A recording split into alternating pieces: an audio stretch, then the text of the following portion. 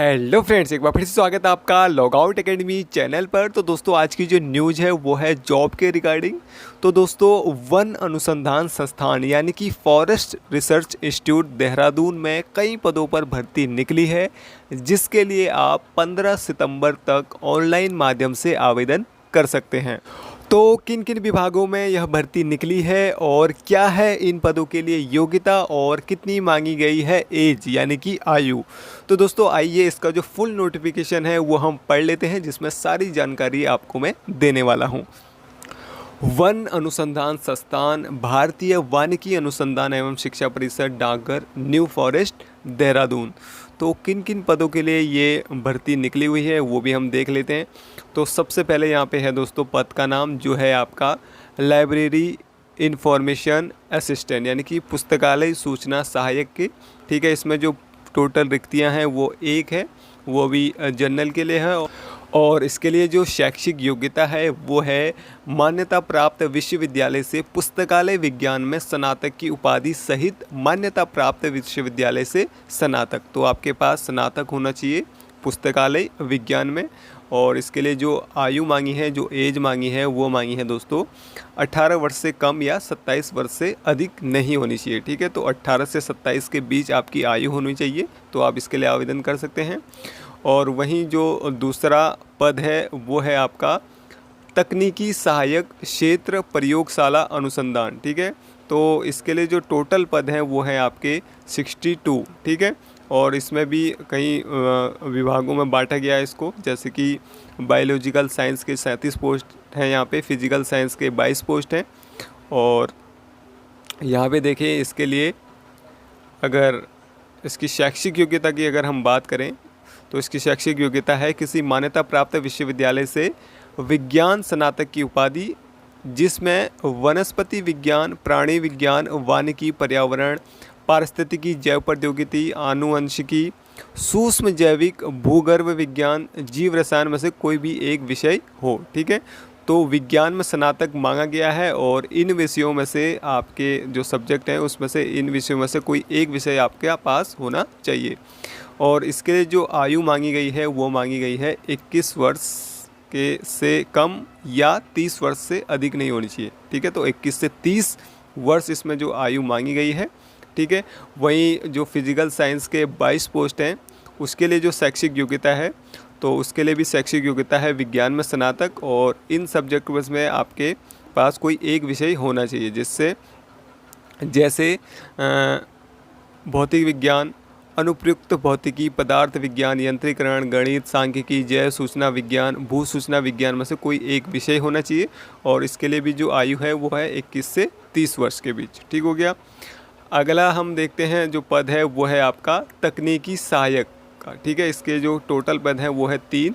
ठीक है, इसमें IT, कंप्यूटर और साइंस के जो पद हैं वो 2 पद हैं।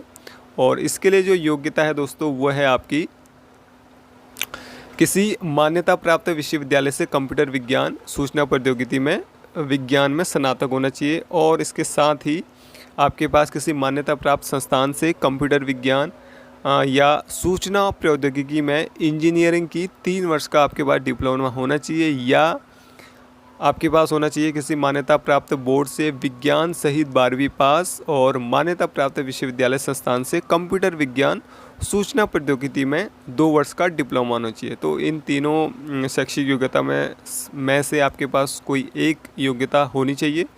और इसके लिए भी जो आयु है वो है 21 से 30 वर्ष। और अगला जो पद है वो है आपका मल्टीटास्किंग स्टाफ यानी कि बहुकार्यकर्मी का।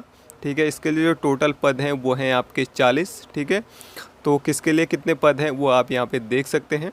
और इसके लिए जो शैक्षिक योग्यता है वो है आपकी मान्यता प्राप्त बोर्ड, मान्यता प्राप्त स्कूल से 10वीं की कक्षा आपके पास होनी चाहिए उत्तीर्ण, और वांछनीय संबंधित क्षेत्र में 3 वर्ष या उससे अधिक का आपके पास अनुभव होना चाहिए। एक्सपीरियंस भी यहाँ पे मांगा गया है। और इसके लिए जो आयु मांगी गई है वो है आपकी 18 से 27 वर्ष। ठीक हो गया। तो दोस्तों जो टोटल पद हैं यहाँ पे वो हैं 107, और रिक्त पदों की संख्या घट या बढ़ सकती है, ये कम भी हो सकते हैं और ज़्यादा भी हो सकते हैं। और सभी पदों के लिए आवश्यक योग्यता अनिवार्य है। तो जो योग्यता यहाँ पे मांगी गई है वो योग्यता आपके पास ज़रूर होनी चाहिए। साथ ही यहाँ पे कहा गया है कि दिव्यांग भूतपूर्व सैनिक खिलाड़ी और व्यक्तियों की रिक्तियों को पहले भरा जाएगा और संबंधित श्रेणियों में समायोजित किया जाएगा। तो यहाँ पे जो दिव्यांग हैं या भूतपूर्व सैनिक हैं या खिलाड़ी हैं, उनका सिलेक्शन पहले किया जाएगा, ठीक है, बाद में अन्य को समायोजित किया जाएगा। ठीक हो गया। आगे पढ़ लेते हैं नोटिफिकेशन में और क्या यहाँ पे इम्पोर्टेंट। तो यहाँ पे अनुसूचित जाति, अनुसूचित जनजाति, अन्य पिछड़ा वर्ग, नॉन क्रीमी लेयर के लिए आयु में छूट जहाँ भी हो स्वीकार होंगे। तो यहाँ पे जो रिजर्व कैंडिडेट हैं उनको आयु में छूट भी दी जाएगी। साथ ही आर्थिक रूप से जो कमज़ोर अभ्यर्थी हैं उनके लिए भी यहाँ पे आरक्षण की सुविधा है और उसके लिए जो नियम और शर्तें हैं वो यहाँ पे दी हुई हैं। आप इसको एक बार रीड कर लीजिएगा। आगे बढ़ते हैं नोटिफिकेशन में। तो यहाँ पे जो रिज़र्व कैंडिडेट हैं उनको आयु में कितनी छूट प्रदान की जाती है वो सब यहाँ पे मेंशन किया हुआ है। जैसे एसटी और एससी के लिए जो आयु में छूट है वो है 5 साल की और ओबीसी के लिए है 3 वर्ष। और वहीं जो दिव्यांग हैं 40% से ज़्यादा, तो उनके लिए 10 वर्ष या 15 वर्ष के बीच यहाँ पे उनको आयु में छूट प्रदान की जाएगी।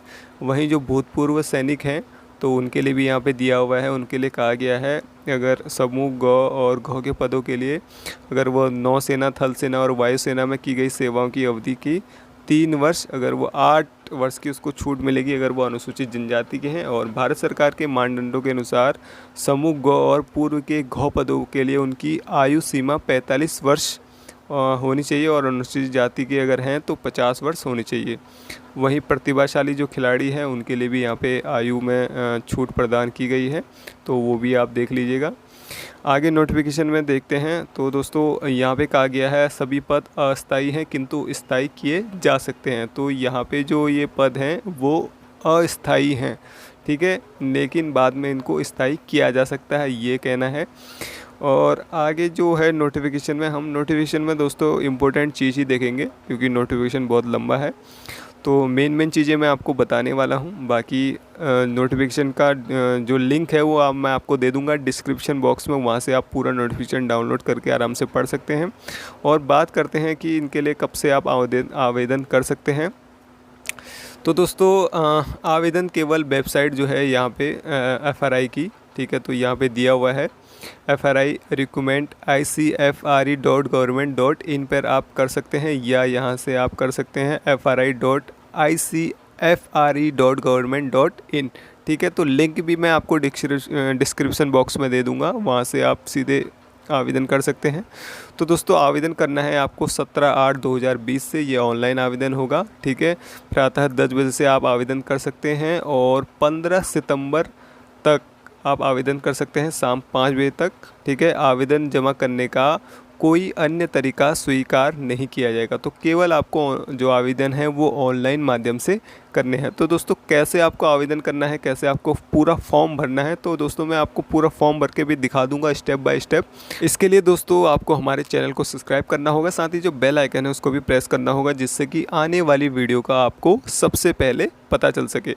तो यहाँ पे आयु की जो गणना है वो महत्वपूर्ण तिथि ऑनलाइन आवेदन पत्र जमा करने की अंतिम तिथि होगी, ठीक है। तो अब आप ये सोच रहे होंगे कि जो इसकी परीक्षा है वो कब होगी, परीक्षा की डेट क्या है। तो परीक्षा की जो तिथि है उसके बारे में यहाँ पे कहा गया है कि चयन प्रक्रिया, अभ्यर्थियों की संक्षिप्त सूची तथा लिखित परीक्षा, व्यवसाय परीक्षा आदि जैसे महत्वपूर्ण तिथियों के बारे में भविष्य में या तो समाचार पत्रों में या तो जो संस्थान की वेबसाइट है उसमें अपलोड कर दिया जाएगा, वहाँ से आप देख सकते हैं। और ये कह रहे हैं कि वेबसाइट देखना उम्मीदवारों की जिम्मेदारी होगी। अगर आपको पता नहीं चल पाता किसी कारण से तो इसमें उनकी कोई गलती नहीं होगी।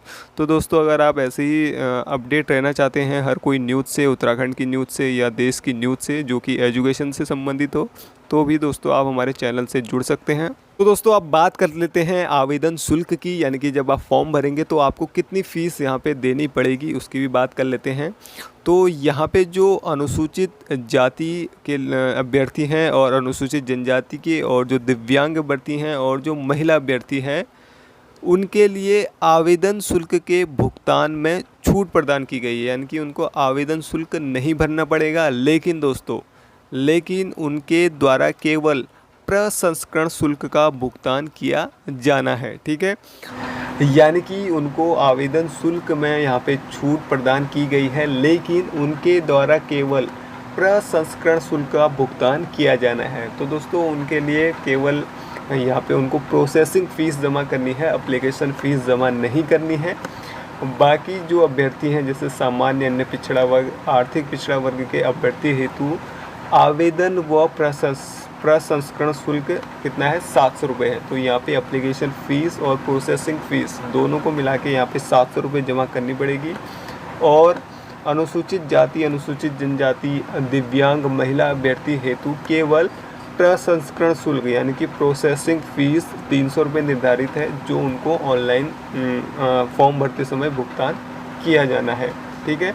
साथ में ये भी कहा गया है कि एक बार भुगतान किया आवेदन शुल्क व प्रसंस्करण शुल्क किसी भी परिस्थिति में वापस या पुनः समायोजित नहीं किया जाएगा। तो दोस्तों अगर आपने एक बार फॉर्म भर लिया और फ़ीस जमा कर दी तो आपको वो फ़ीस रिफ़ंड नहीं होगी। और जो परीक्षा केंद्र की जानकारी संस्थान द्वारा जारी प्रवेश पत्र में उपलब्ध होगी। तो आपका जो सेंटर है परीक्षा का, उसकी जानकारी आपको मिलेगी प्रवेश पत्र में। ठीक है।